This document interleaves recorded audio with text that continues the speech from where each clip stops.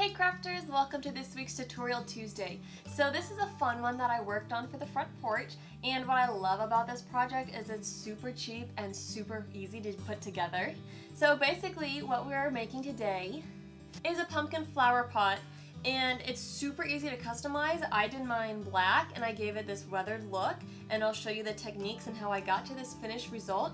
But what's super cool is it starts with just a normal $1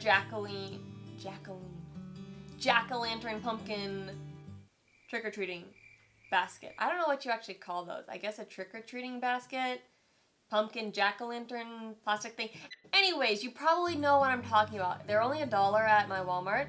So I was like, you know what, I can do a craft with these. So we're gonna take these $1 pumpkins and turn them into these cool looking, almost rustic flower pots.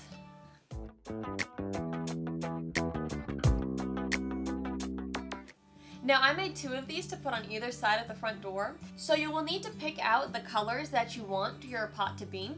So you have a couple options. I went ahead and did a distressed method, but you could always follow along and skip that step and just paint the pot whatever color you want. But if you do the distressed method, the color that the pot originally is will show through. So my jack-o'-lanterns were originally green, so when I did this step to distress it, you can see the green coming through. So if you're going to give it the distressed look, make sure that you pick colors that you actually want to see through your pot. Otherwise, just grab however many pots you want, get the color of spray paint that you want, grab some plants, and we'll jump right into this project. So I've got my jack-o'-lantern, just $1 at Walmart, and I have my plant. I got this mum in this nice pot. So the first thing we need to do is check whether or not this pot is going to fit inside the jack-o'-lantern. So I already know from the first one I put together that no, this is too big. So we're gonna need to cut this some. Fortunately, this plastic, it's not very sturdy. It's really cheap, so you can cut through it with just a normal pair of scissors. First thing I want to do is cut out the handle. Now these are really dull scissors, and these scissors are able to cut through this plastic, so as long as you have just a normal pair of scissors, you'll be fine. Cut that side off.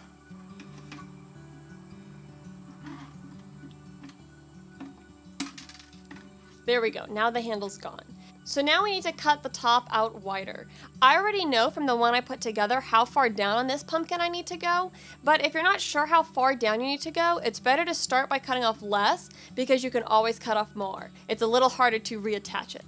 So to cut this off, I would recommend starting at one of these holes just because it'll make it a little easy to cut through. And I'm just gonna cut right down the side. I'm going to come in right here, and I'm going to start cutting around in a ring. And I'm going to use this curvature as a guide. So I'm going to try to keep the same distance away from that. Now I'm going to warn you, this first cut going around is the hardest because the shape here makes us not want to bend very well, but the rest get a lot easier. Again, these are super dull scissors, and even these are able to cut through it, so you should be able to just grab a pair of scissors and start cutting through. Also, with mine, I'm going to have this be on the back. So this side here is what you're going to see. So the side that you're going to see, I'm going to try to make this side in particular really smooth going across. Just keep cutting, just keep cutting.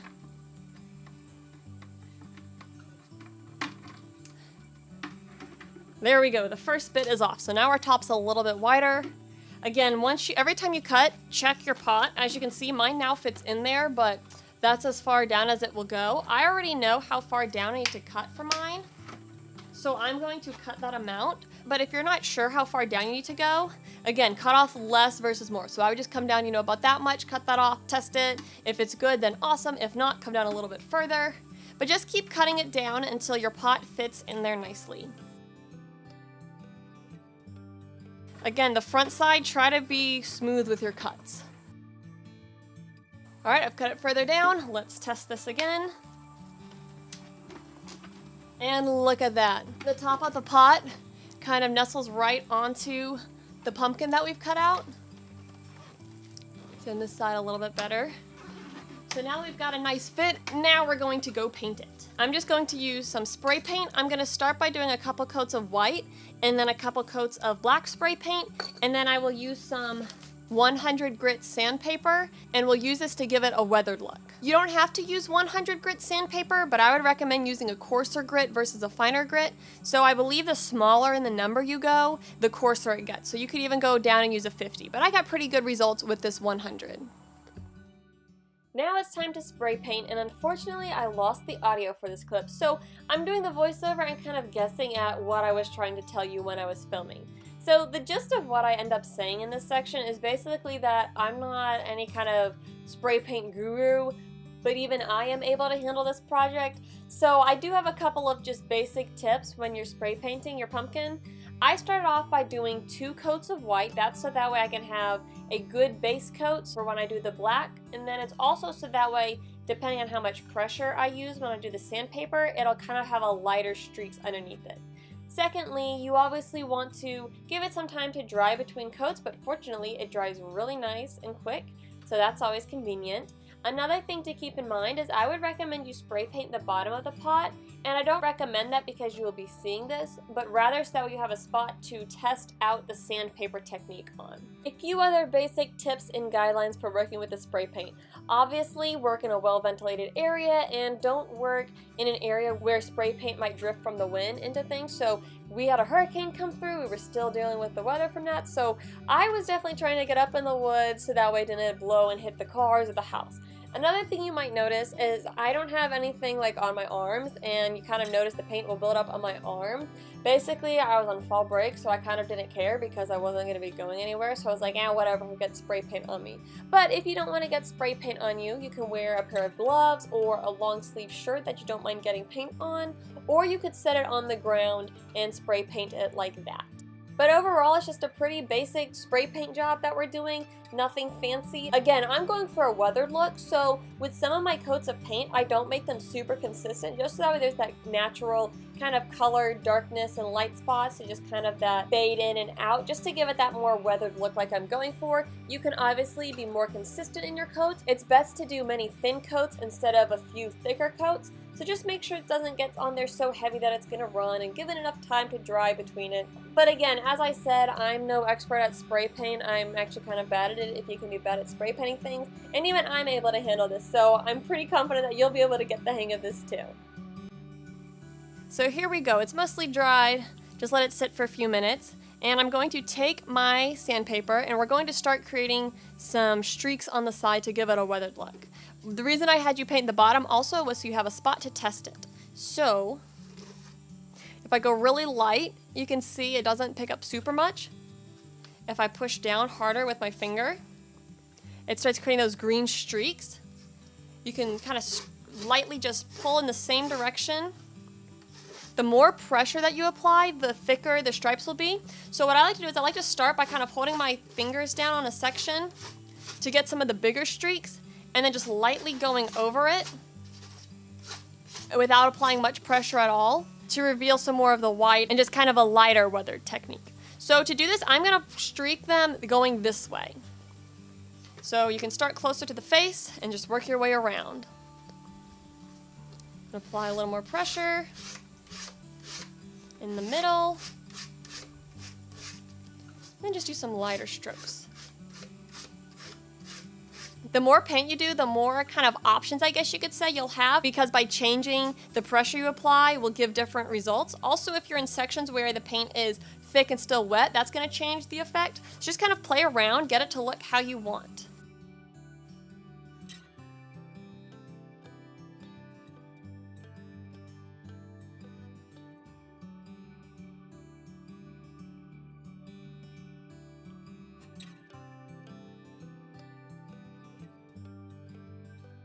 And then just keep sanding it until you get the look that you want with your pot. So this is the front side of mine. I'm pretty happy with how that looks. You know, again, the inside it's still that bright green, but you've got a little bit of the green poking through to the front. So once you get it looking the way you want, just pop your plant in there.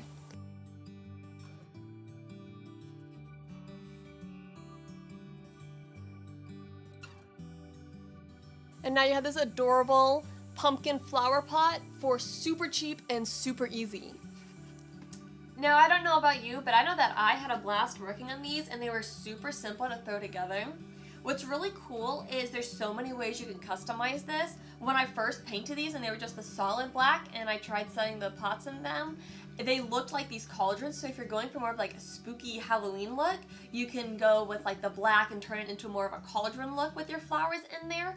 Or if you're just trying to get a fall look, you can give it the distress. You can do like a light cream color. You could even do like a blue or a purple, something soft, and distress that just to match whatever your color theme is for your fall decorations. So I hope you all enjoy this project. Make sure that if you did enjoy it, leave a thumbs up so other people know that this is a cool project to try. And of course, if you haven't already subscribed to my channel, I ask you, and Pumpkinhead Flower Pot asks you, to subscribe to my channel. Make sure you keep an eye on my channel for more videos to come out. I've got another fun pumpkin project for next Tuesday. Also, I finally decided what I'm going to dress up for Halloween this year, and it's a pretty fun idea. I think you'll like it once I show you the idea. So I've got a couple of DIYs that I'm going to be doing to get my costume ready. So if I figure those out, I'll probably post some videos on that.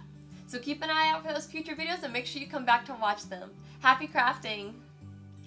This has nothing to do with anything, and also I'm not sponsored by any of the brands I'm about to name, but I have an amazing party idea for you. It's basically Name That Tune, except 10 times funnier and 10 times more enjoyable. So go to Spotify, and in the search bar, search Rockabye Baby, okay? And you're gonna find an artist that's like Rockabye Baby, and I think there's like an exclamation mark at the end. And you're gonna click on that, and you're gonna scroll down, and you're gonna see lullaby covers of all your favorite pop and rock groups. So they've got like Beyonce, they've got Justin Timberlake, they've got bands like Rush, all kinds of crazy stuff, but it's lullaby versions played on a xylophone. It's amazing. So new party game idea, you take turns passing around the device with Spotify loaded up, and you hit one of those and everybody else has to guess what song the lullaby is. So anyways, this is totally random, has nothing to do with anything, just I've had fun doing that over this weekend because I discovered this artist on Spotify. So anyways, I thought I would pass it along so you can check it out too.